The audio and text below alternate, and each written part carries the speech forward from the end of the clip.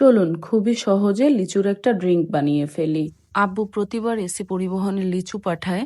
AC পরিবহন থেকে আমাদের লিচু আসার একদিন পরে জানিয়েছিল। আর প্যাকেটের অবস্থা দেখেও বুঝতে পারছেন যে কি অবস্থা। তাই আমি যতটুকু খাওয়ার খেয়ে বাকিগুলো সাথে সাথে ফ্রোজেন করে ফেলি। এই লিচুগুলো কিন্তু খুবই মজার। চায়না লিচু, বিচি খুবই ছোট হয়, সব জায়গায় খুব একটা পাওয়াও যায় না।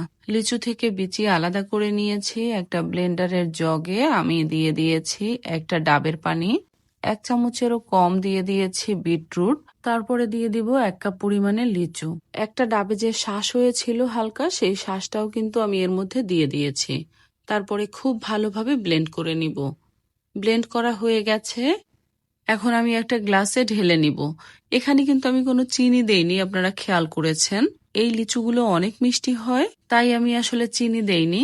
আপনারা আপনাদের লিচুর মিষ্টি বুঝে চিনি দিয়ে নেবেন। এটা খেতে অনেক মজা হয়েছে। এটাকে একটা হেলদি ড্রিঙ্কও বলা যেতে পারে।